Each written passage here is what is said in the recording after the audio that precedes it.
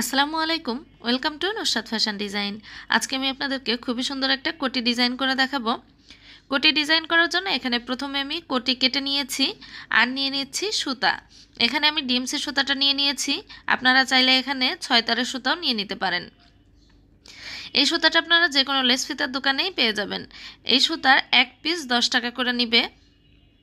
আপনারা চাইলে কিন্তু সুতি যে লাচ্ছি সুতাটা আছে সেই সুতাটাও নিয়ে নিতে পারেন। এখন আমি একটা খালি ববিন নিয়ে নিয়েছি, নেওয়ার পরে সুতাটার কাগজটা এভাবে করে খুলে নিচ্ছি। সুতার কাগজটা খুলে নেওয়ার পরে সুতাটাকে এভাবে করে খুলে নিব। খুলে সুতাটাকে আমি প্যাচটা খুলে নিব। এভাবে করে সুতার আলটা ধরে সুতাটা খুলে নিচ্ছি। এই কোটিটা আমি 5-6 বছরের বেবির জামার জন্য তৈরি করেছি। আপনারা চাইলে কিন্তু একই ডিজাইন দিয়ে ছোট বড় যে কোনো মাপের কোটি তৈরি করে নিতে পারেন। এখন সুতাটাকে আমি খালি ববিনের সাথে পেঁচিয়ে নিচ্ছি। সুতাটাকে এভাবে করে ববিনের সাথে পেঁচিয়ে নিচ্ছি। সুতাটা পেঁচিয়ে নেওয়ার পরে আমি এখানে ববিন কেসটা নিয়ে নিব। ববিন কেস নিয়ে সুতাটা নিয়ে নিলাম ভিতরে। তারপরে দেখেন সুতাটা কিন্তু টানলে বেরোচ্ছে না।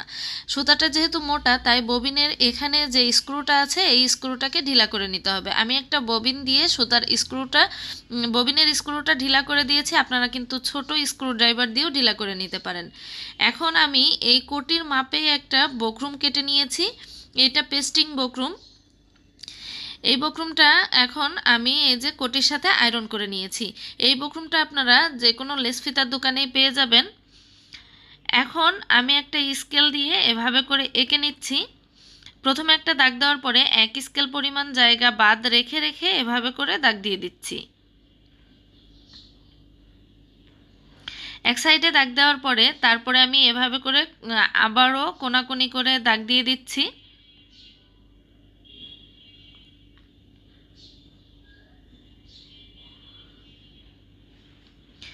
আপনারা যদি বক্রমটা না দেন তাহলে কিন্তু এভাবে মেশিনে যদি এমব্রয়ডারি করেন তাহলে কাপড়টা কুঁচকে যাবে, তাই বক্রমটা অবশ্যই নিতে হবে। এই যে আমি ববিনে মোটা সুতাটা নিয়ে নিয়েছি আর উপরে এই যে কাটিমের সুতাটা আছে এই সুতাটা ব্যবহার করব। আমরা সেলাইয়ের জন্য যে সাধারণ সুতাটা ব্যবহার করে থাকি সেই সুতাটাই উপরে সুইয়ের সাথে ব্যবহার করব। এখন এই দাগের উপর দিয়ে সেলাই করে নিচ্ছি। এই ডিজাইনটা করার ক্ষেত্রে আমাদের সুই কোনো পরিবর্তন করতে হবে না। আমরা সেলাইয়ের জন্য যে সুইটা ব্যবহার করি সেই সুই দিয়েই সেলাই করতে হবে। শুধুমাত্র ববিন কেসটা ঢিলা করে নিতে হবে। একটা সাইড এভাবে করে সেলাই করে নিলাম। এখন একইভাবে অন্য দাগগুলোও সেলাই করে নিব।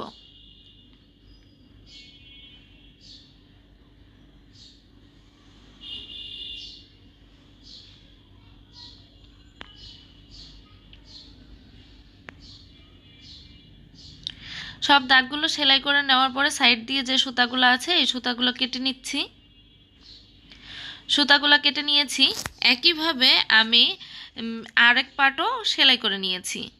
সেমভাবে দুইটা পার্টই সেলাই করে নিয়েছি। এখন এখানে আমি কোটি ডাবল পার্ট করে কেটে নিয়েছিলাম সেই পার্ট নিয়ে নিলাম। এখানে বুকের কাছে আমি ফিতা লাগাবো, তার জন্য এই ফিতাটা আমি নিয়ে নিলাম। আপনারা যদি এই ফিতাটা বানানো দেখতে চান তাহলে এই ফিতা বানানোর ভিডিও লিংক আমি আমার ভিডিও ডিসক্রিপশন বক্সে দিয়ে দিব, ওখান থেকে আপনারা খুব সহজেই দেখে নিতে পারেন। আর আপনারা যদি পারেন তাহলে আপনারা তৈরি করে নেবেন। এখন আমি এখানে একটা দাগ দিয়ে ফিতাটাকে সেলাই করে নিচ্ছি। ফিতাটা সেলাই করার পরে আমি এক্সট্রা যে পার্ট কেটে রেখেছিলাম সেই পার্টটাও এই কোটির উপরে এভাবে করে দিয়ে দিলাম, দিয়ে এই সাইডটা সেলাই করে নিব।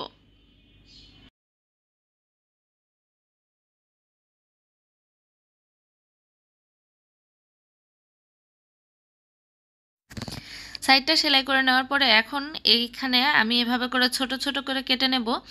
কাটার সময় খেয়াল রাখতে হবে সেলাইটা যেন কেটে না যায়। এক্সট্রা যে কাপড়টা আছে সেই কাপড়টাই এভাবে করে কেটে নিতে হবে। এভাবে করে কেটে নিলে উল্টিয়ে নিলে খুব সুন্দরভাবে সেলাইটা বসে যাবে। এখন আমি এই কোটিটাকে উল্টিয়ে নিচ্ছি। এভাবে করে উল্টিয়ে নেওয়ার পরে আয়রন করে নিতে হবে। একইভাবে আমি অন্য সাইডটাও তৈরি করে নিয়েছি। এখন এই কোটিটাকে আয়রন করে নিব। কোটিটা আয়রন করে নিয়েছি। এখন ভিতর দিয়ে আমি কিছু পুঁতি বসিয়ে নিব। তার জন্য আমি এখানে এই আঠাটা নিয়ে নিয়েছি। এই আঠাটা দিয়ে যদি পুঁতিটা লাগানো হয় তাহলে আর ধোয়ার পরেও উঠবে না। এখন আঠাটা আমি এই বক্সগুলোর মাঝখানে এভাবে করে দিব।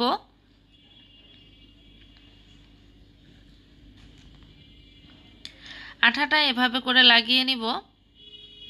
লাগিয়ে নেওয়ার পরে এখানে আমি গোল্ডেন কালারের যে হাফ পুঁতিগুলো আছে ছোট ছোট, সেই পুঁতিগুলো নিয়ে নিলাম। নিয়ে এভাবে করে লাগিয়ে দিচ্ছি। এই পুঁতিটাও আপনারা যে কোনো লেস ফিতার দোকানেই পেয়ে যাবেন। এভাবে করে পুরো কোটির উপরেই আমি পুঁতিগুলো লাগিয়ে নিব। এভাবে করে পুরো কোটির উপরেই আমি পুঁতিগুলো লাগিয়ে নিয়েছি। অন্য সাইডটাও একইভাবে পুঁতিগুলো লাগিয়ে নিয়েছি। ভিডিওটা ভালো লাগলে লাইক করবেন, কমেন্ট করে জানাবেন কেমন লাগলো, এবং আমার চ্যানেলটা সাবস্ক্রাইব করে পাশের বেল আইকনটি অল ক্লিক করে রাখবেন, যাতে আমি কোনো নতুন ভিডিও দেওয়ার সাথে সাথে নোটিফিকেশনটি আপনাদের কাছে পৌঁছে যায়। যারা অলরেডি আমার চ্যানেলটা সাবস্ক্রাইব করেছেন তাদেরকে জানাই অসংখ্য ধন্যবাদ।